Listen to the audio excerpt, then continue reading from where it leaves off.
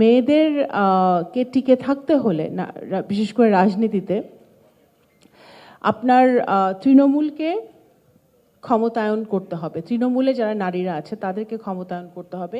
That is the first priority.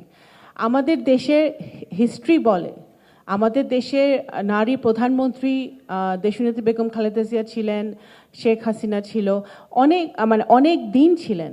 তারপরেও কিন্তু women empowerment যাকে বলে সেটা বস্তুত অর্থে কিন্তু আমরা পাই নাই, বিকজ রুট লেভেল থেকে নারীর ক্ষমতায়ন হয় না।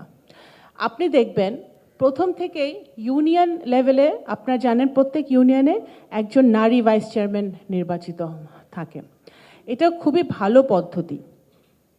আবার ইউনিয়ন আপনি হিসাব করে দেখেন আমাদের দেশে কতগুলো ইউনিয়নে ইউনিয়ন চেয়ারম্যান হিসেবে নারীকে মনোনয়ন দেয় রাজনৈতিক দলগুলো, খুব একটা পাবেন না, মানে almost zero. Breaking news, Angela Cook Circle. আচ্ছা, including my own party BNP. আমি উপজেলা আসেন, এখন উপজেলা নির্বাচনে আমাদের এতগুলো উপজেলা বাংলাদেশে, আপনি যদি 30%ও আমরা যদি বা 20%ও যদি আমরা নারীদেরকে উপজেলা তে আমরা নমিনেশন দিতাম, তাহলে এতদিনে আমাদের অনেক বেশি উইমেন লিডারশিপ তৈরি হতো এবং ওনারাই কিন্তু আস্তে আস্তে আপনার পার্লামেন্ট ইলেকশনের জন্য তারা তৈরি হতো। এই আমাদের 2026-এ যে ইলেকশন হলো, সেই ইলেকশনের কথা আমি বলতে চাই না, because I myself as a political worker is very disappointed.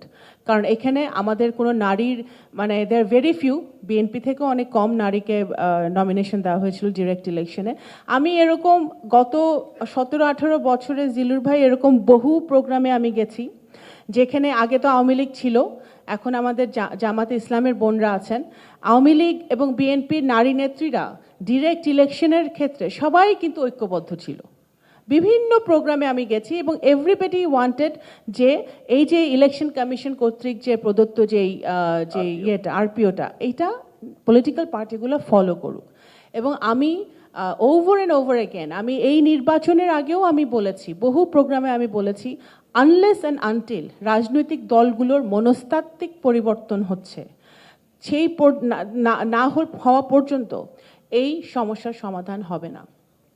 আমাদের পলিটিক্যাল পার্টিগুলোর কনসিয়াসলি বুঝতে হবে যে আপনার যেখানে, বিশেষ করে বাংলাদেশে যেখানে আমাদের অর্ধেক পপুলেশন নারী, সেখানে বাংলাদেশের কোনো উন্নয়ন, when you talk about development, no development is possible without when you leave behind this 50%. কোনো ডেভেলপমেন্ট সম্ভব না। তো সেই জায়গাটা থেকে আমাদের অবশ্যই নারী শিক্ষা, নারীদের ক্ষমতায়ন, সেটা সবচেয়ে বেশি গুরুত্ব দিতে হবে এবং সেটা যখন পলিটিক্যাল পার্টিগুলো বুঝতে পারবে তখনই কিছু হবে। আমাদের যখন আপনি দেখবেন একটা সিটে 300টা সিট, তো একটা সিটে যখন যদি তিনজন ক্যান্ডিডেট থাকেন এবং একজন নারী থাকেন, কখনোই রাজনৈতিক দলগুলো নারীর দিকে তাকাবে না, সব সময় পুরুষটাকে নমিনেশন দিবে। এবং এই যে মনস্তাত্ত্বিক যে সমস্যাগুলো, এই সমস্যাগুলো যতদিন আমরা চেঞ্জ না করতে পারবো,